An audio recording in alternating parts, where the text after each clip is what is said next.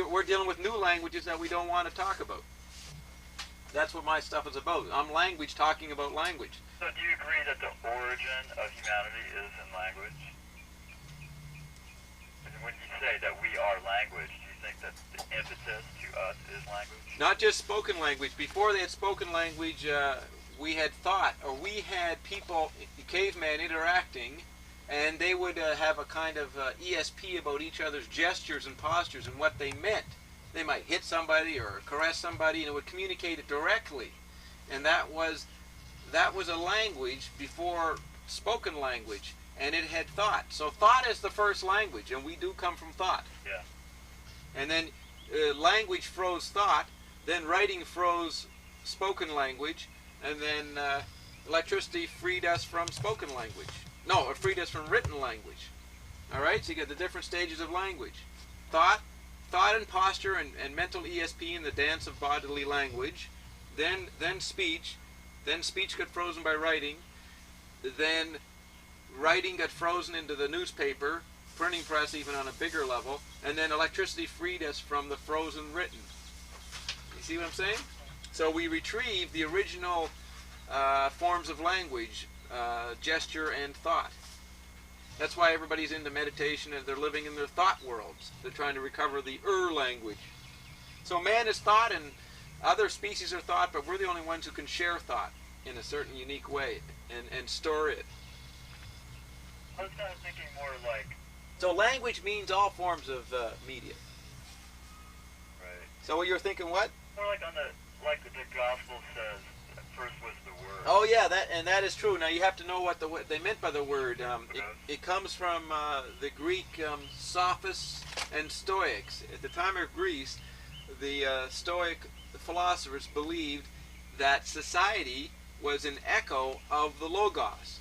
And the Logos was some kind of universal God, matrix, wisdom, okay? Yeah. It was like the creation. So if society was an echo of the Logos, then language was part of society, so language was an expression of the Logos. So language was an extension of the Logos. Society was an extension of the peculiar language of that society. And then individuals were an extension of that. So the Stoics believed the medium was the message. And that's where Marshall got it from. He retrieved that ancient insight that we were an extension of the Logos. Now the Christian writers took the pagan Stoicism and the idea that the Logos was what we were an extension of, and made it in the beginning was the Word, and the Word was God, and man was in the image of the Word. But that is the meaning and source of the biblical statement. And so, yeah, I agree that we are an extension of Word, but it doesn't just mean speech. The Word is all forms of communication. Yeah. Have you heard of this project in Marin County? It's called the Meru Foundation. M-E-R-U. M-E-R-U. Yeah, this guy has taken a computer analysis of the Book of Genesis, and he found all sorts of really fascinating mathematical constructs within the layout of the word. Say, for like instance, the first sentence uses all 27 Hebrew characters. Oh yeah, now that's because it's based on the Kabbalah, the Kabbalistic knowledge of the Hebrews. And yes, their writings were based on the significance of the consonants and the numbers of them. There was a mathematical matching system in their writing. Yeah, he found things that it would take computer technology to decipher. Right, now Finnegan's Wake used that system in writing Finnegan's Wake. Huh. So you got to look at, this guy is doing a mathematical analysis of one manuscript, the Bible. Okay, but that's an obscure process. He may find out a pattern in there, right. But what are the patterns of consciousness existing under the blitz of information electrically every day? Why don't we look at that? Why should we emphasize too much about archaic cultures, which are puny compared to our culture today? And the reason we emphasize old cultures and try to retrieve them and study them, because we don't have a means of studying today. But Marshall's Laws of Media does offer means of studying today. It's the new archaeology. So that's why when people get into these private, obscure searches, that's okay, but they should balance it off with a present-day understanding of our time. So what? I mean, you know, this guy's going to find out the Kabbalistic patterns in the Bible, and they were there, but they were known by Pound and Eliot and Joyce 70 years ago, and they incorporated it into their books. I didn't realize it was Kabbalistic. Yeah, it's Kabbalistic, and this guy may have found newer patterns that Kabbalistic knowledge did not include, but we don't know. Maybe the Hebrews knew that stuff, and we just didn't interpret it right until now. Yeah. Interesting. But I haven't heard of it. He said that it gives information that allows you, using the letters, to construct a three-dimensional object, which is a toroid. Who said that? Now, he said that... I did? No. This guy works at the Meru Foundation. His name is Stan Tennant. Oh, okay. But he said that it produces, using the letters, the Hebrew letters, as 27 faces of a 3x3 cube. Yeah, that's true. There was the ancient knowledge of the cube and the sphere, and people have talked about that. Okay. But we're into new geometry now, and geometry that's very hard to visualize because we're in a non-visualizable world. So it's going to unique. I mean, the fractals are an attempt to geometrize these things. You said a fractal is merely repetitive, but doesn't it actually change as it goes from level to level? Yeah, it changes but repeats. It's a metaphor.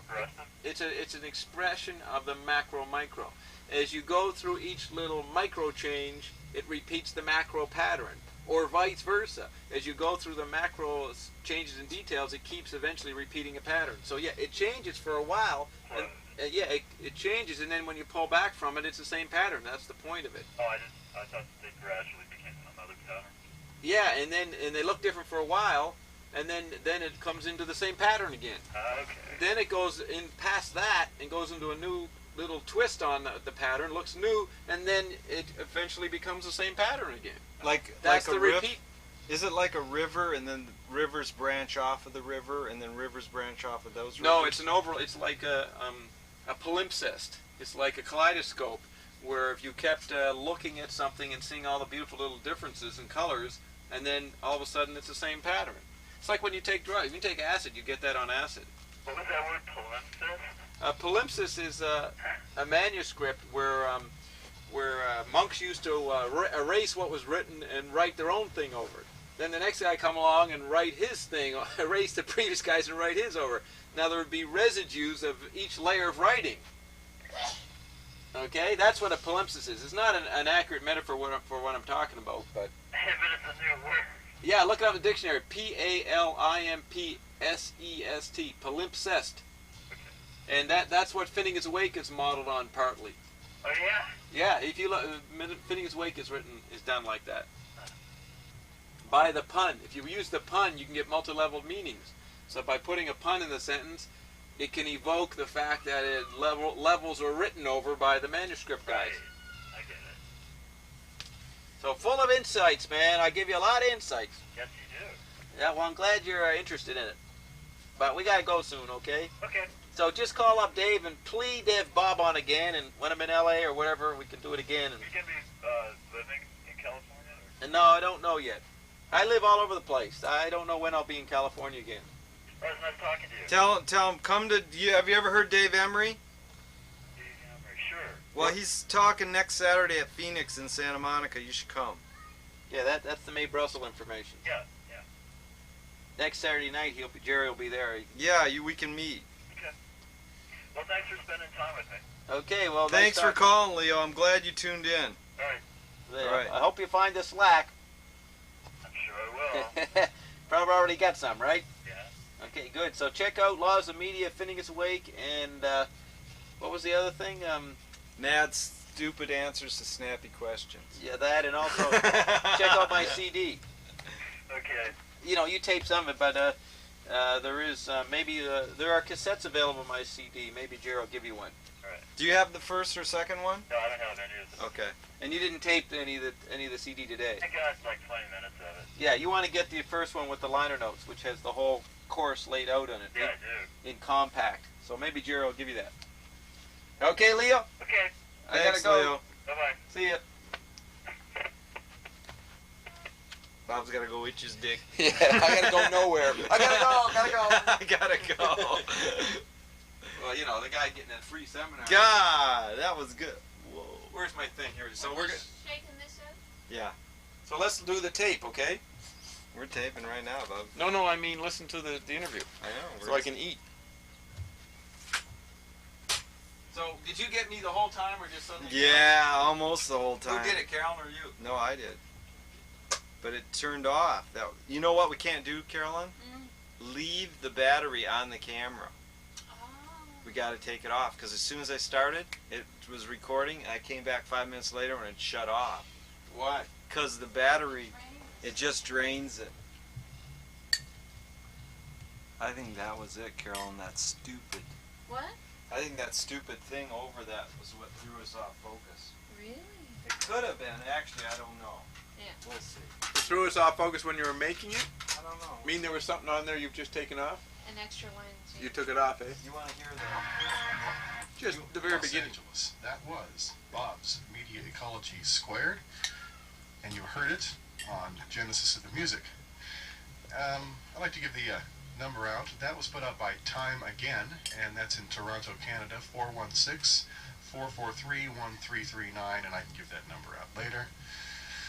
And that was as a preview of what's going to be happening in just about 5 minutes when J.R. Bob Dobbs will be here discarnately over the telephone. We'll talk for a little while and then take your phone calls. And by the way, just like I repeated earlier, everything's disappeared. I don't know, if you're out there thinking you can write down something, it's rocking and socking and opening up. But anyway, I remember when I interviewed Bob in 1988, interview first played here in 1989, he predicted the fall of the Berlin Wall and described how Gorbachev is working for him. Okay, Jerry. Well, we all know what happened in You wanna stop? 1991, and so before... What's this rockin' sockin' thing? That's the Bob, line he put the thought. ball down from in front of your face. Censored. That's the line he thought he would have to censor. He thought it was rockin' and fucking, or he thought there was Oh. a fucking word in there. Oh, he's quoting the album. And Right. and he's saying that's the rockin' and sockin'. What's he referring? I mean, I know. He thought, What's the context of his sentence? previous to listening to headphones, he thought that there was some filthy words in there, so he would have to. Yeah, I know that. But why did he say it right then? Why did he say? No one will know what he's saying. He goes, "That's the rockin' and sockin'." What was he referring to? It's just sort of an in-joke to himself, I guess. Yeah, like he was talking about me in the interview or something. Do you want to just rewind that and just see what the? Look, he's already sneaking. Yeah. Do you want to just rewind it, Jerry? It's your choice.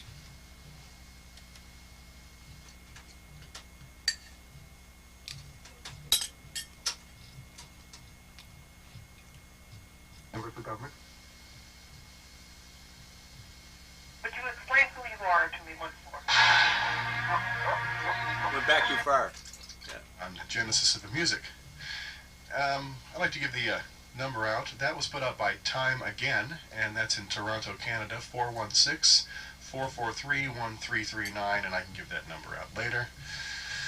And that was as a preview of what's going to be happening in just about 5 minutes when J.R. Bob Dobbs will be here discarnately over the telephone. We'll talk for a little while and then take your phone calls. And by the way, just like I repeated earlier, everything's disappeared. I don't know, if you're out there thinking you can write down something, it's rocking and socking and opening up.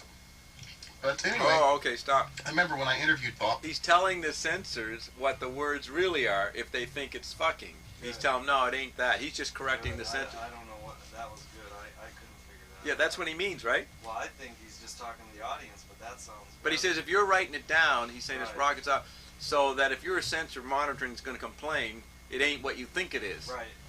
And because he'd already referred to it. So we don't have to listen to, what's his name? I'll listen to it again later, but let's might as well just go right into the interview, right?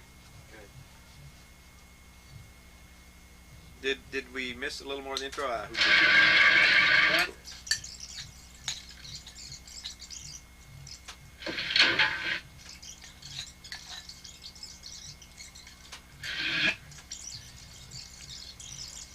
Was that guy surprised as I walked in? I thought he assumed I did it from that here. was great. Like- Bob goes, I just walked in. Yeah. Joyce, But like he This is thought Bob. he didn't know that I was already did the show from Yes, here. that was live from Moscow. What? I don't know. That's why I was Now. surprised that I just walked in. And I said, Hello, well, I was can you just hear me? out for a Yeah. walk, and I implied that I was coming back here. Yeah. So he could figure from that, oh, the guy wasn't somewhere else, he was at Jerry's house. But he couldn't believe that I just walked in, right? No, that was fun. This is Bob. Yeah. No, let's go back just a bit. Okay. Now. No more. That's all. That's the only rewinding. Okay, it ends. Right. Yes, that was live from Moscow. Now. I want Hello, to tell you can something hear here. me? Very easy. I heard you talking to Dave last night, Hit stop, Bob. and he did the interview and with me Interviewed on Jenna. in October '88. As far as I remember, it was broadcast on November 25th, '89. He said to you last night that he broadcast me before the wall went down, which was November 9th. That isn't true. I think from what I had from, and I have a good memory of this, you told me after the wall went down that Porter was going to play me, and it turned out to be November 25th in the first week of December. I think what happened is that he accidentally or listened to my thing and noticed I predicted it, and the wall had gone down, so it had new meaning for him. So he didn't play it before, the month before the wall went down. He only recovered it when he realized, holy fuck, Bob, this guy said this. And I don't know if you had told him that in that month, or he just discovered himself and called you up and says, I'm going to play Bob. Do you remember? No, I don't. And if you're positive about that, then I guess you're right. Yeah, because If you're not positive, we should check that. No, because I know, I remember thinking, oh, he must have listened to it and realized I predicted it. And I had almost forgotten about it. You know what I mean? And then I told you to send the stuff to me, an edit of the particular predictions or something. You know, Edit of the show. an edit of the prediction part. I think you did. You put together, or maybe I did it myself. I went and got my own tape. I can't remember talking about, hey, we should have a little call and put the 5 predictions together, in one little part, because they were kind of scattered throughout the interview. You put them together. I must put them together. So, yeah, I must put them together and then broadcast them on my own show. That's what I did. I know because I remember it was the end of November and the first week of December, and so I don't know what made him discover it in November, but Providence had him discover it, and then Providence. yeah, that's fate, destiny. Oh. Had him discover it, and he realized, holy fuck, I interviewed a guy who predicted this, and then he put it on. Okay, you put that up. Just hit play. Oh yeah. Moscow. Now. Hello, can you hear me? Yes. This is Bob. Yep. And you're being interviewed on Genesis of the Music with your host, David Porter. Now, do you remember our interview of 1988? Yeah, one thing about that little collage, calling all cars is the opening line of Book 4 in Spinning His Wake that Joyce used from a W.C. Fields movie. You're giving away my secrets here. Sorry. Well, in that 1988 interview, I played it in '89, but still the Berlin Wall hadn't fallen, and you had predicted the fall of the Berlin Wall. Yeah. And you also talked about how Gorbachev was working for you. Yep. Well, why did you have to let Gorbachev go? Okay, in February 1988 when the Exodus landed, and I was on the Secret Council 10 and I was just a member, I wasn't chairman. But with the help of the Exodus, we ran an election through the CKLN radio station. The Secret Council 10 didn't really know what was happening, but I rigged up the computers so that people could phone in the Secret Council 10 number in late February 88, and as a result of that, the results were rigged so that I won. Now I ran against 3 other people: Prince Charles of England, a man named Romanov, who was the guy behind Gorbachev, not the Romanov, the Tsarist dynasty, not that. You want this? No, the guy who got drunk and broke all the china. Beg pardon? The guy who got drunk at a party and broke all the Tsarist china. I think so. How'd you know that? I'm Anyway, very up on my Romanov, Sovietology. Prince Charles and Yeah, Prince you Terence see how Jackson. I don't hear him talking, And so I keep talking. I got He control was a little late fake. February, early March 88. So just And if rewind. you look at the chart on Just want to hear what I TV said, where it says Lockdown Bob Rule from 1990 to 2020. I wasn't ready for that, Jerry. What happened? I'll be ready for the rest of them. Okay. Now I ran against 3 other people: Prince Charles of England, a man named Romanov, who was the guy behind Gorbachev, not the Romanov, the Tsarist dynasty, not that. No, the guy who got drunk and broke all the china. Beg pardon? The guy who got drunk at a party and broke all the Tsarist china. I think so. How'd you know that? I'm Anyway, very up on my Romanov, Sovietology. Prince Charles and Prince turning taxes. And so I got control in late February, early March '88. And if you look at the chart on the first CD where it says Lockdown Bob Rule from 1990 to 2020, what happened is in 1990, Prince Turner Taxes died. In 91, Gorby was gone. In 92, Prince Charles went down. He's not going to really become king. And that happened just after Time Again Productions released the first CD on April 22nd, 1992. So you had the three guys as hologramic effects disappearing on the world scene as we locked down Bob Rule. So I'm responsible for the dismissal of Gorbachev. Gee, he was so good while he lasted. Yeah, but, moving at the speed of light, an appropriate image like in marketing doesn't have an effect very long. Okay, question number 2, and this is a multi-part question. Pick the one that you think is the best and most apt to explain. Okay, if history stopped in 1945, yes, what's been since? Or is history what cannot be retrieved? Or what has basically disappeared? All right, first of all, the phrase "everything's disappeared" is a actual quote of a Madison Avenue executive in the late 80s, a sort of plaintive scream because they couldn't monitor and do their poltergeisting on the audience anymore. So that's the scream of an executive. Everything's disappeared. He meant the mass audience for the electric media. That was brilliant. That was. I've never heard that before. I made it up this week. Because I knew You did? I knew it would be too complex to explain everything's disappeared as it's laid out in my liner notes. It would just take too long. So I said I gotta. Who did come up with everything's disappeared? I did. I remember I go everything's basically disappeared. That's on the album. I said it on one of my shows. You just I go to Wayne. I go, so Wayne, everything's basically disappeared. Remember I say that? And so Dave took. But has McLuhan basically said that? No, nobody ever said it. I said it. It means McLuhan said.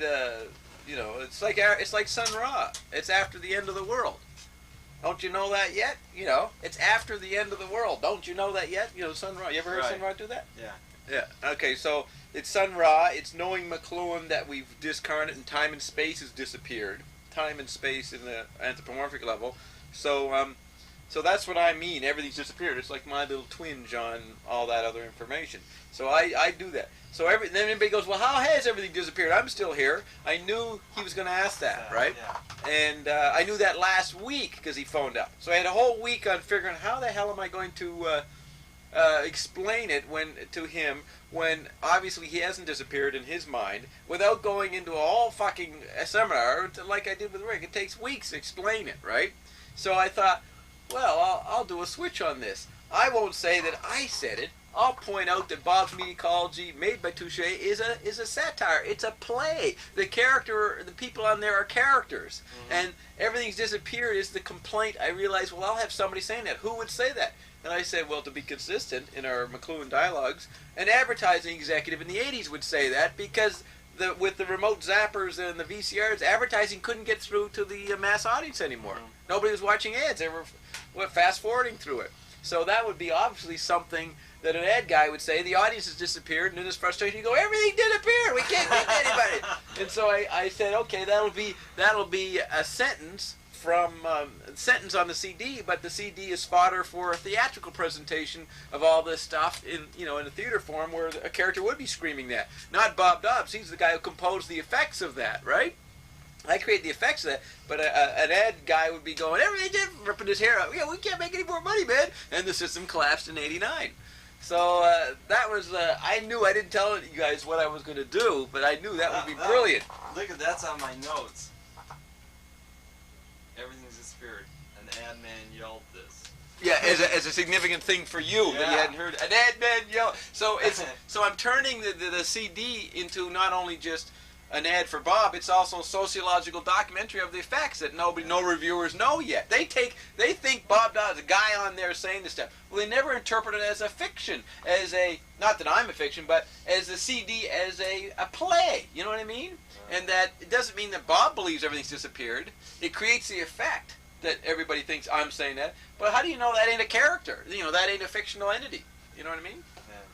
So it's like Way Frank did. He put out his albums, nobody understood him for years, and then all of a sudden he started talking about them, and he didn't mean he meant what people never understood was being done by his albums. They thought he was for this or that, and he was just being a manipulating satire on it, right? Mm-hmm. So they think the content is the artist. So I'm creating the detachment from the content by pointing out that it's not necessarily what I said.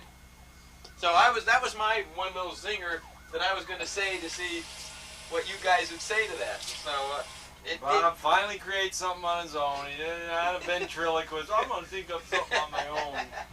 Boy, wait until Jeff Phillips hears about this. Yeah. Yeah, Jeff, we finally found what Bob discovered one thing all by himself. Nah. But wait, Jerry, it wasn't me. Wait, don't blame I had nothing to do with the CD. It was Dave Neufeld who unconsciously created it. Okay? So But you created poltergeist. You created holeopathy. that's in the liner notes. Yeah, the You liner created all notes that I shit. created, but there's You created that I shit. created the content of the fucking liner notes, no doubt about that. I created that. Jeff, he goes and reads Laws of Media a little bit, and he says, "Fuck, that sounds like Bob. You ripped off Bob." He doesn't know that. He doesn't know. He can't see, and he doesn't have an expertise in McLuhan to see the subtleties that I've developed beyond McLuhan, which is what Nelson always says. He says, Bob is a major interpreter of McLuhan, a new innovative interpreter. But since they don't understand McLuhan, they're just going to see the raw McLuhan. They don't see my improvisational new stuff on it, right? So I don't even care that he doesn't see it. I said, yeah, that's right, because it's part of the message. I don't have any unique voice. I didn't create nothing. I'm just a ventriloquist dummy. But someday they'll realize, man, Bob, he actually did have a private voice in there. And the private voice is a holeopathic voice, an inaudible, invisible voice, the fourth Bob, that is controlling and manipulating and creating all this pattern. You know what I mean? Well, it's just like The radio shows, the CD, everything. Club 22 is one of the 10 holy offices. Yeah, that's right. And it incorporates all the holy offices. Right. And that's like getting close to the Bob, the fourth Bob. Club that 22. was really good. You went over the 10 holy offices today. I love that. I don't even remember that. I ran through them real quick. And I then just said them. You threw some LaRouche in there too, and I knew that would be fun. Yeah, Bob. See, that's the creative. I'm digging them. I'm creating effects. As Marshall says, a satirist tries to stick a pin in you. A satirist tries to hurt you to wake you up. You know what I mean? You heard those KPFK listeners. What's this guy talking about? They're all saying, man, this is great. What are you doing? No, Jerry, that happens during the first part. Oh, this is good stuff. And they're all seduced by all of a sudden, LaRouche, I've been infected. That guy fooled me. Put LaRouche in my brain. He made me, got my vagina all moist and liquid. I opened up, and all of a sudden I saw LaRouche written on his dick. Ah! They declare rape after the fact, you know. How many minutes of the tape have we done? Yeah, well, okay, let's get. No, that was a background thing I had to tell you. Background. And also, Jerry, that's where he says, Bob, the quibble about 1999. Now, listening to the way he said it, he goes, we did the interview in '88, and then I played it in '89 before the wall went down. He might mean he interviewed me before the wall went down. If he means he played me before the wall went down, that's not true. Right. That was the little. So he never said to you. He said it on the air, I think. Right, and you just went, which is good, because if you got into that quibble, that would have been too. Yeah, I just let it go. You saying I Yeah. just let it go? Yeah. You let it go. But I always have to point out the JR thing just to help Stang, you know. No, that was good. So we ready to go some more? Yeah.